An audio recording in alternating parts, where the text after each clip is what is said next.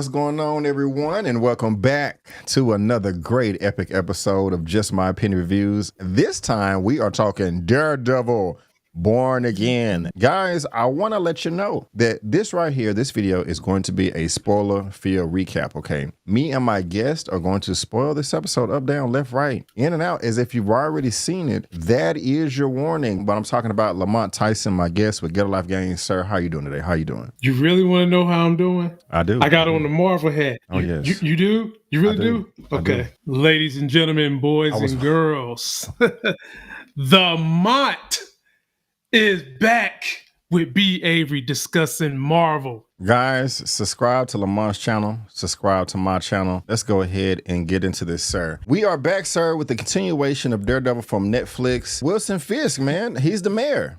He is the, no shade to you, but he's the mayor, man. He is the mayor, and some people are happy, some people are upset. At one point in time, they said that half of the cops in the city are praising him, or no, excuse me, half of the cops in the city are pissed off, and the other half would jump off the Empire State Building or whatever tall building that was. And towards the end of this, you got people chanting in the streets, Daredevil looking up at the sky, Vincent D'Onofrio, Wilson Fisk is looking down below. It is a battle, it's going down, and I can't wait to see what's going to happen. But with this first episode, man, I'm thrilled. I'm really happy with what we got going into this. I was confident that the series was going to be pretty good. Months ago, I mean, up until the release of this, my expectations and excitement level has been a roller coaster. You know, I like Daredevil. I like the street level and the action and the choreography and martial arts and all that. But 18 episodes, then it was brought down to 9, but then they said they was going to reboot it, but then they said it's connected to Netflix. I didn't know what to think. But after seeing the first 2 episodes, but actually right now we're only going to talk about 1, I'm satisfied. I'm not blown away, but I don't have any complaints either. I'm satisfied. How you feeling? I'm satisfied with the first episode. Again, I wasn't blown away either. I like the new Keto Kingpin. That's going to be my nickname for him because he obviously done been on that keto diet, done lost all that weight. So I'm going to call him Keto Kingpin. And I've liked the back and forth banter that the two had throughout the episode, which just leads us up to what they're going to be dealing with the whole series. Both of these men, you got 2 men fighting against their inner selves. One is a hero / vigilante. The other is just a criminal kingpin trying to be a mayor. And they're going to be fighting against that the whole season. Matt don't want to be Daredevil anymore, really. And Kingpin don't want to be Kingpin. He wants to be the mayor. But we know that they will go back to their true natures, and we're here for the ride. Yes. We are here for the ride, and let me come back here on the fold. You said you called him Keto Kingpin, and that is hilarious. I'm glad you said that because that's something I want to bring up. One of the reasons why I wanted them to reboot the series is eventually Daredevil is going to have a face-to-face interaction with Spider-Man. If you are watching right now, you're in Friendly Neighborhood Spider-Man that is on Disney Plus or just finished that season. I think in episode 5 or 6, there was an episode between Spider-Man and Daredevil. And I want, it doesn't have to be in Daredevil season 2 or 3 or the next Spider-Man movie, but eventually I want to see that happen. And from Netflix, I did not see how you can tie in that Daredevil with Spider-Man. I didn't think he was acrobatic enough. However, the Daredevil that we got in She-Hulk was acrobatic enough. And so that's what I wanted. So that's one reason I wanted them to reboot it. Another reason why I wanted them to reboot it, Lamont, is because, like you said, I thought Kingpin was too small. He is eventually going to have to fight Spider-Man too. And at the size that he was in the Netflix show, I didn't think that was big enough. And now he's even smaller. And they did comment on that. Like, hey, I know that when they was at the table, this conversation right here, kind of towards the end of the episode, he was like, hey, your steps are lighter. You have lost weight and gained muscle. And he's like, I'm not trying to spar with you, Matt Murdock. And I laughed about that. But I agree with you 100%, bro. It was 100% noticeable that Kingpin lost some weight. I mean, he looks good, but Kingpin has always been a guy that has to turn sideways to walk through the door. If we seen the Amazing Spider-Man animated features from Sony with Miles Morales, he's as big as a house. Now, I'm not saying that he has to be that big in a live action adaptation, but he is too small, in my opinion, right now. And, that's kind of a bummer. Other than that, I like everything about Vincent D'Onofrio. I think we're agreed there. I mean, or did I miss anything? Oh, I 100% agree. I mean, in the comics, he's so wide that his shoulders touch both sides of the door. In the animated Spider-Man from the 90s, he was huge. But having said that, I love Vincent D'Onofrio so much. He plays these gangster kingpin villains so well. I can overlook that the man lost weight in his real life. And I'll give a shout out to the writers on this series that wanted us to notice through action that Keto Kingpin lost weight. They had a scene when we first saw Keto Kingpin. He was eating grilled chicken and one asparagus spear. That was chicken. I thought that was egg whites or something. That was okay. Oh, yeah. Hey, whatever it was pure protein and asparagus tips. Excuse me, I forgot we're black. Asparagus tips. So I'm not going to say spears. And that was the first inkling to let us know that this is going to be a changed man. Man. And I'm sure that the events that happened with Echo and him getting shot in the face and magically surviving, I'm sure that has changed his perspective on life to some degree. This is true. I want my Kingpin to be this big. You know what I'm saying? No, I don't want him that big. I don't want him that big. I don't want him that big. Okay. Yeah, I was being silly. I was being silly, but at the beginning of the episode, man, in the Netflix show, I didn't have anything against Foggy and Karen, his colleagues in the law firm, but they just didn't do anything for me. I just didn't care. I was just indifferent. I didn't like them. I didn't hate them. They were just, I was just indifferent about it. A lot of speculation on whether or not their characters were going to come back for this series. When I heard the announcement that they were coming back, I wasn't excited. But the episode starts out, Lamont, with them reminiscing on the past, Hell's Kitchen, and all the great times they had. I don't know how they did it, but I instantly cared for these characters right away. And when Foggy died, within the first 15 minutes, I'm like, oh, hell no. You're not just going to take out my guy, Foggy. I was really sad by that. He was at the bar prior to this trying to shoot his shot at the young lady, and Karen and Matt are off to the side like, oh, he don't have game. I mean, they really did a great job of kind of making you empathetic for the character. And then they took him out. Foggy, rest in peace, man. What are your thoughts on that? They got us good, man, because never before have I watched a TV show and been so emotionally invested in a character and had my feelings hurt within the first 15 minutes as B.A. eloquently exuded. I didn't even know until Foggy died I liked this ass that much. Yeah. But when he died, I felt something. Yeah. And I wanted Daredevil to kill Bullseye. Bullet point Bullseye. I wanted him to do that. But as someone who's written scripts and have had to let professional writers older than me and have experience reading scripts, they always tell me you can't let the good guy kill somebody. You just can't let the good guy kill somebody. That's what they always tell me. And me being the rebel that I am, I'm like, well, why the hell not? Okay. Yeah. When we had the Civil War in the United States, the Yankees killed people and they were the good guys.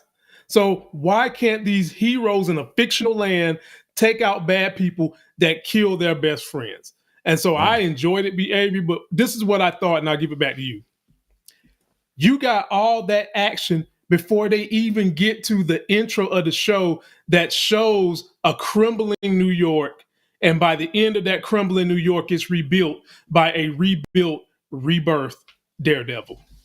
There you go. Hence the name, Born Again. Now, he did want to kill Bullseye. He threw him off the roof. He didn't expect him to live. And that was 1 million. No, I didn't want to say 1 million. Infinity% justified. But going back to that, man, like, what was up with Bullseye? I mean, scene is badass, but he just want to just shoot up the club of cops for what? What was the reason? Like, I don't. I mean, okay. Other than he's just a bad guy and wants people to feel pain, was he being, trying to get back at Daredevil and Matt for something? What am I missing here? I kind of wish they would have been a bit more specific. But Foggy had a witness held up in his house, and it was a false alarm. He was on it, just trying to get Daredevil out the way, or just to see where Foggy was, and took him out. Didn't kill Karen either for some reason. He shot Foggy, but when those two other police came outside to provide aid, he shot them. He could have easily shot Foggy too. Throws a smoke bomb in there and just starts going ham. Great choreography. I like that. Another thing, Lamont, I talked about just 5 minutes ago, the acrobatics of Daredevil. The way Daredevil was swinging around on the roof with his cane, grappling hook stick weapon thing, badass. I love that. When I saw that, I was saying to myself, okay, this is the acrobatic Daredevil that I want. I can see this Daredevil interacting with Spider-Man, and this makes me happy. And he even kind of stole a Spider-Man pose move when he landed up there on that final showdown with Bullseye. But going back, what's up with Bullseye, man? Like, what he tripping on? You know what I'm saying? Them people aren't bothering them. They in there chilling, trying to have some tea and crumpets, and he just want to, like I said, blow up the spot. What's your thoughts on that? What's your theories? Well, for people that don't know Bullseye, he has no powers. He's just has superhuman ability to aim and hit something. And he's just got this uncanny knack for picking up anything from a paperclip to a playing card and being able to use it to kill somebody. Hence why they showed him pick up a paperclip and kill a fly on the wall using the paperclip. That's his only specialty, so to speak. When we last seen Daredevil on Netflix, ladies and gentlemen, the last episode kind of ended with Bullseye chasing Karen, and we didn't know whether or not Karen was dead. Well, she's alive. And in the comic books, Bullseye's whole point of life is to terrorize Daredevil, make Daredevil feel pain, hurt people that are near Daredevil. There's even a comic run where Daredevil and Elektra were dating and like in love, and Bullseye killed Elektra just to get at Daredevil. And so I think what happened in this opening scene, Bullseye was just trying to get some more revenge on the people associated with Matt Murdock and Daredevil. And like B. Avery said, he could have killed Karen. And when I was seeing people going down all around Karen, I was saying to myself, why is he saving Karen for some reason? Yeah. He saved her. She pulls out her gun when he's almost on her, acting like a damn Karen, like she couldn't shoot the gun. And as B eloquently said, he throws a smoke grenade in there. He's taking people out. I think that was to draw out Daredevil. And then secondly, when they had that battle, I'm just thinking to myself, how many weapons can this dude throw at Daredevil that stick in his body? Bruh. Was it believable to you? Be honest. No, not at all. Unless Daredevil's suit. Yeah, does he have some type of Kevlar? Yeah, exactly. That's what I was going to say. His suit must have some kind of special protection or something on it, because there's no way he survives 50 million knives being stuck in his body. And when I saw him swinging through the air, that just made me think of Batman, and it made me think of him and Spider-Man swinging through the air, talking to each other, because we do know that there's going to be a lot of cameos this season. And since the whole campaign of Keto Kingpin is to take down people, as he would say, spandex wearing freaks, vigilantes, we liable to see maybe Spider-Man pop up. We might see Elektra pop up. Hell, we might see Moon Knight pop up, and we know we're going to see the Punisher pop up. I can't wait to see what happens. I can't wait to see what happens either. A lot, like you said, it could be a lot of pop-ups. Well, but before we get there, man, it is a year later. A lot of time has gone by, and Matt Murdock has put up the costume. He no longer wants to be a vigilante, and he's distraught. He's broken. I mean, his best friend is dead. But actually, I don't even want to talk about that yet. I still got to talk about this fight. Bullseye is a psychopath. Damn, I mean, like. he was just killing people, throwing knives in the women's foreheads. I'm like, oh my gosh, why? Innocent man coming outside, hey babe, I think something's going on. And he throwing a knife in him. It was quite disgusting. I did like the fight again. It was nice. I want to see something like that again without all the smoke. But again, the way that Daredevil, Matt Murdock, was throwing his baton off the wall to ricochet, block attacks, attack, knock out the lights so that he can have a more advantage, in the battlefield. I thought that was great. I thought that was great. One thing I don't want to see though, I kind of felt like they did this with what was the other Netflix street level show? Not Liu Kang. That's Mortal Kombat. Luke Cage. Iron Luke Fist. Cage. Iron Fist. Iron Fist. With that choreography, it was neat, but it was kind of pity pat. So where it's like they kept landing blows on each other, but it left no damage.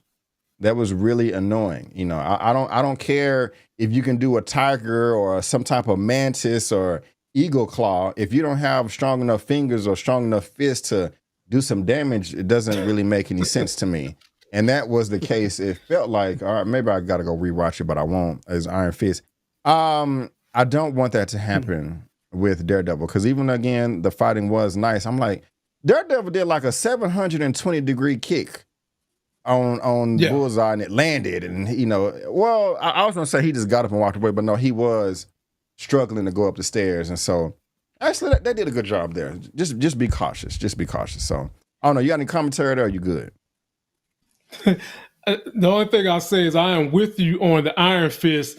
People was getting hit, and it felt like the Adam West Batman, where they hit somebody and you see a big word pop up, pow. Yeah. Okay, but I don't see no damage on your face. I'm with you on that. I don't want that either. Yeah. Speak about damage, it wasn't on his face, but it was in his heart. And that is when we found out that Karen don't want to call nobody back. She don't want to return no texts, no emails, man. And, in a normal setting, you'd be just like, hey, leave it alone, let it go, but they're not romantic. And another thing, Lamont, I have seen the first 3 seasons of Daredevil on Netflix. I don't remember them. So I don't even remember if Karen and Matt had a romantic thing at all. I just don't remember. So you can help me there. But anyway, it sucks because they're not friends anymore. She doesn't want to communicate with him. Why is that, Lamont? What are your thoughts on that? Because I didn't like it. I don't think it's healthy. She's blaming it on him. He's kind of blaming it on her. And it's really just because they're both feeling all this deep level of pain because they lost Foggy. But what I don't understand is if they are romantically connected and this guy is just a third wheel of a friend, I can understand you would be down about his death, but use your romantic partner to uplift each other. I don't understand how you get to a point where, unless your partner's being so, well, she did say that Matt Murdock, he abandoned her for a week or something like that, didn't return her phone calls. Yeah, and that made her go off the deep end and move all the way to San Francisco. Yeah. And not want to deal with this cat no more. And we haven't seen the last of Karen. Her and Matt had this growing energy for each other on the series, but they never really brought it to fruition. And we've seen that Kirsten has done something that's probably going to make Karen come back from San Francisco, and we'll talk about that when you get there, B. Avery. Oh, we can talk about it now. I'm here now, man. I am here now. I already got it ready. Miss Kirsten. Oh, you're not there. Hold on. Where's Lamont? Oh. Where's Lamont? Wait a minute. Oh, here you are. My phone. There you go. My bad. Yes, Miss Nikki M. James. I like her. Mm-hmm. I don't know if you do, but I'm curious. I've never heard of her before. When I was watching, I'm like, who the hell is this woman? I like her. You know what I'm saying? Okay, she's in Severance. We got to talk about Severance. I was on a plane recently. I tried to watch the first episode. It was entertaining, but yeah, man, I don't know. I don't know her from any of these other properties here, but I'm gonna know her now. What do you think about Miss Kirsten, man, in this, and how she also tried to help Matt and his dating life as well? You know, what you think there?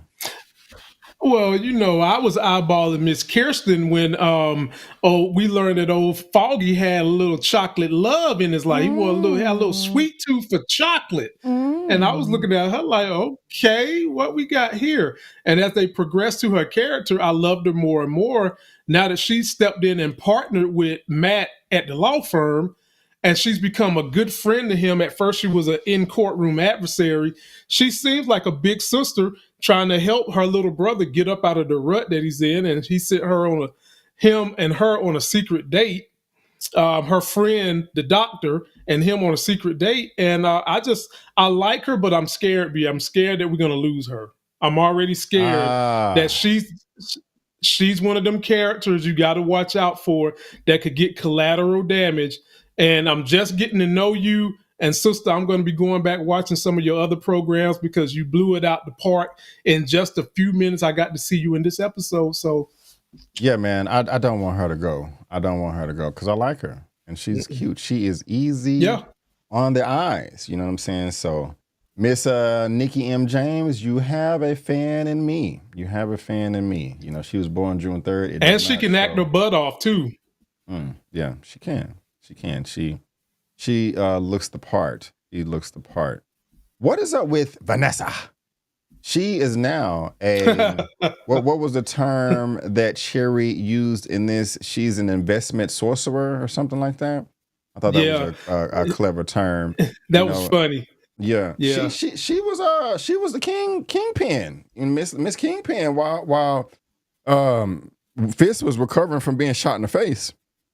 And we're gonna talk about that. But yeah, man, she was like, hey, y'all, don't be arguing over no pennies when y'all finna make this millions. Okay. We got 7.3 million. I'm finna wire to y'all. You gotta get my 10% by midnight. Okay.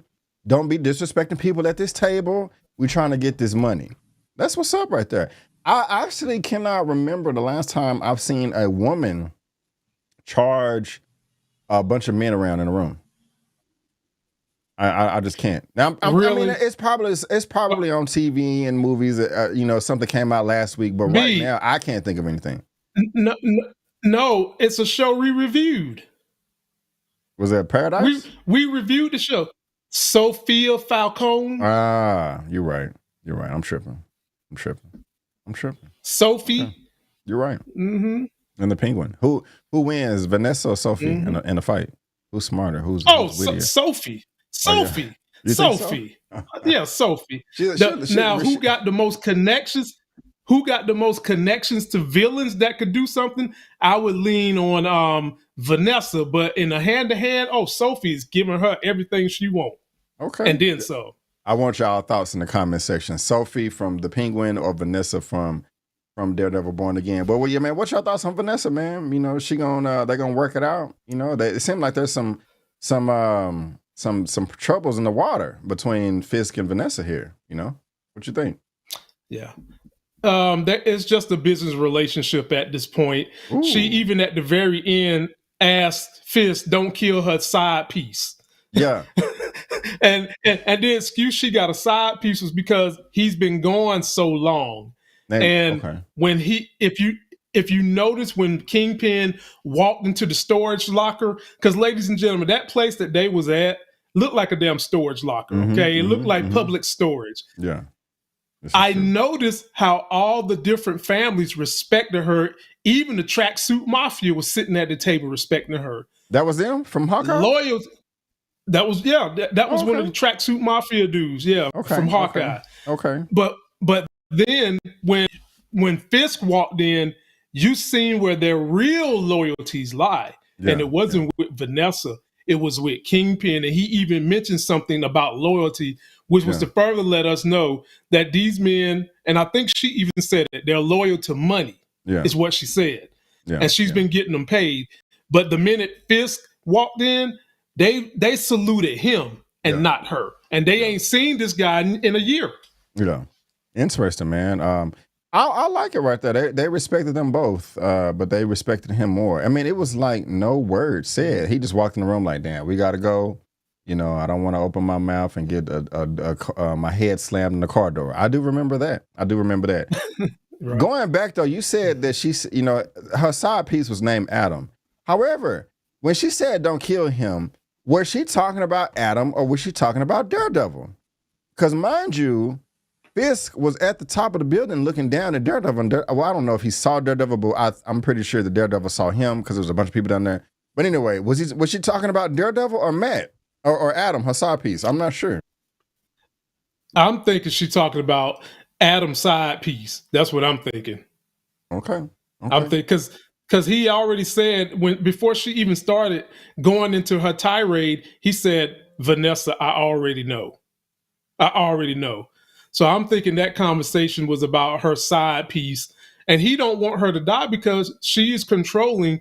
With him being mayor, she is controlling his underground money runnings, and so he probably he's pretty cool with that, and he don't want to rock the boat and have an angry person within his ranks that's that close go rogue. So no, he's not going to kill the side piece. I feel you. What did you think about? I forgot his name. He was helping Fisk Daniel with the campaign. Daniel. Yeah, Daniel. Yeah, he the guy that was stoked. I'm stoked. Why would you vote? Oh, because Daniel. You get shit done. Yeah, man. I don't know why. I just feel like he's going to be an important player. He's going to rise in the ranks. I feel like he's a bootlicker to a degree. Am I tripping or am I right? What you think?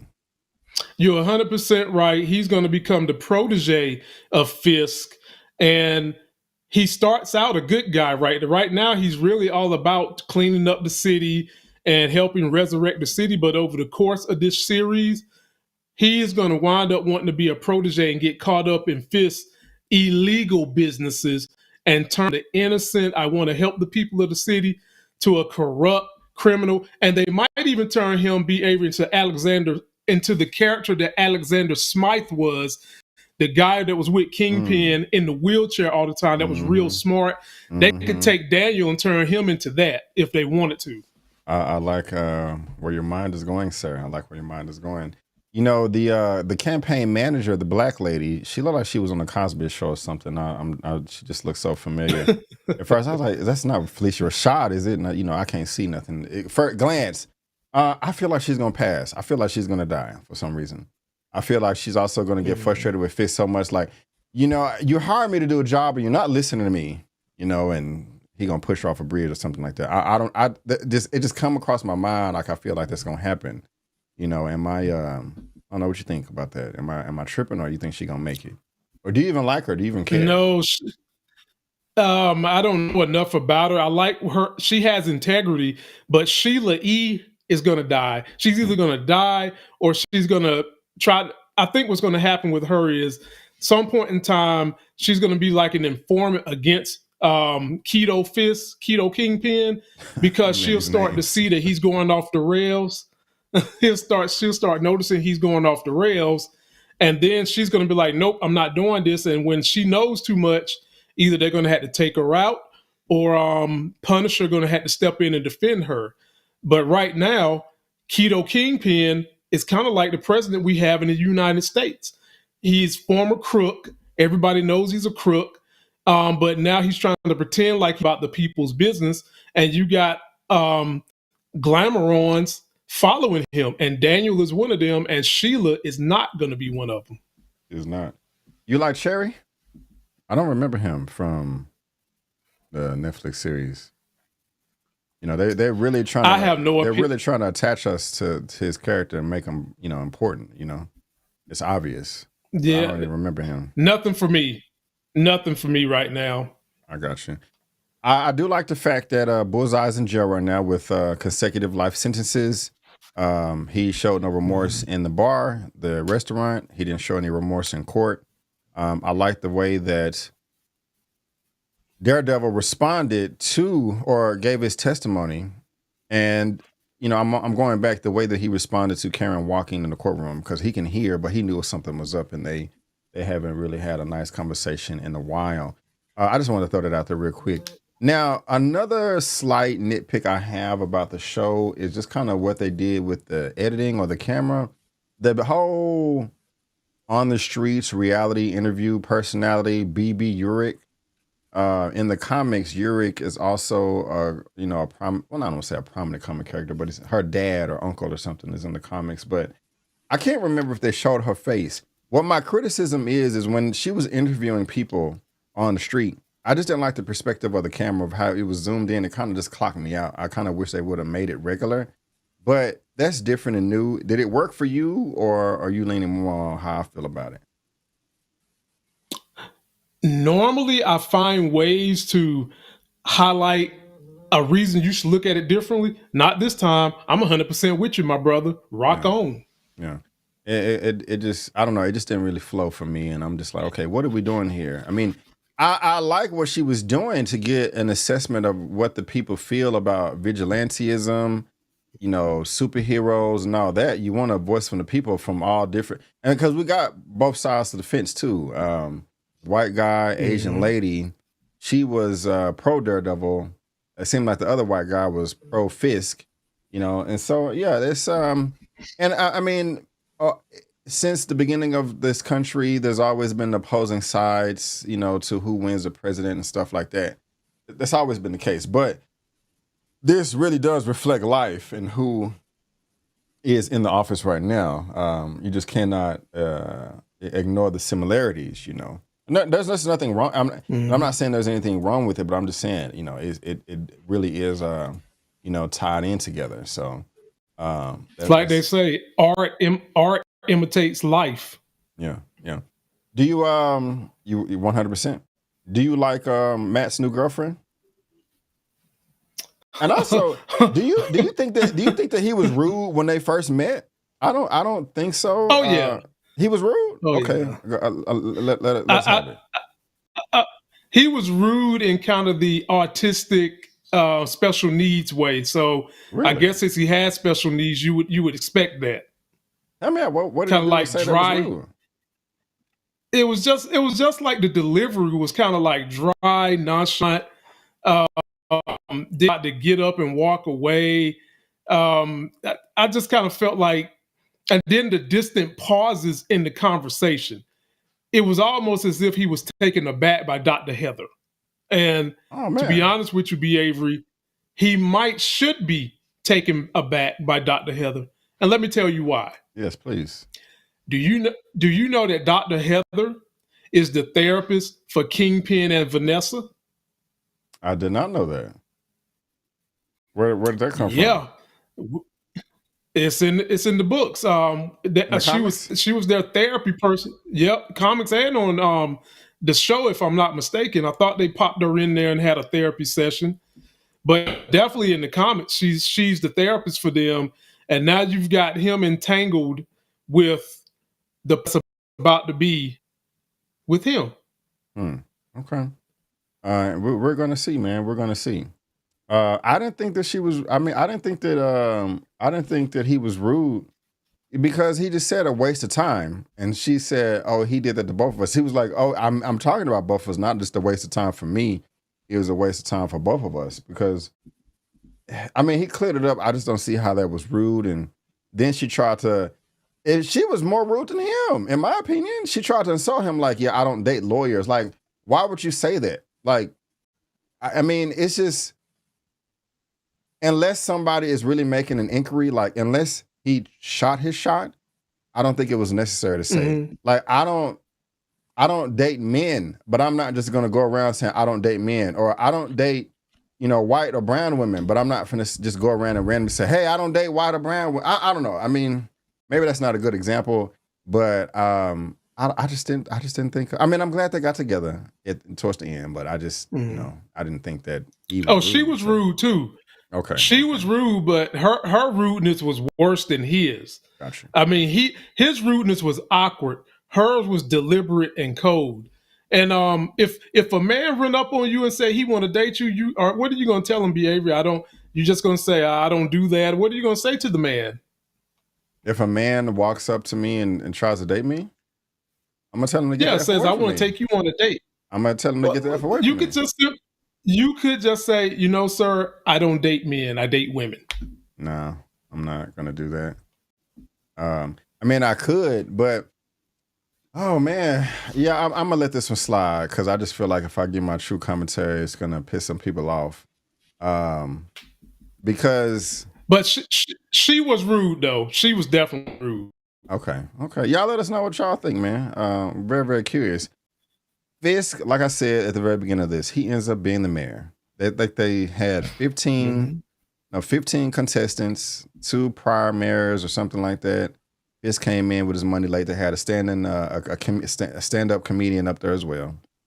He got the 25,000 signatures, all that. He won. And as soon as he won, it's funny, Daredevil, throughout the episode, he watching on the news, going through, turning the TV off because he annoyed, like, oh, God, he's rising the polls. Won the election. And his apartment on fire. Did you see that? No. We're talking about.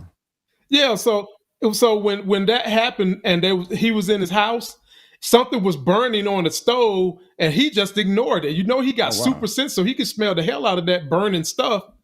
He just ignored it. I didn't even notice that. I need to go back and watch that. That's crazy. Yeah, he tripping. But one of my favorite, besides the fighting, one of my favorite scenes in the episode was this right here. This exchange right here when they was going back and forth.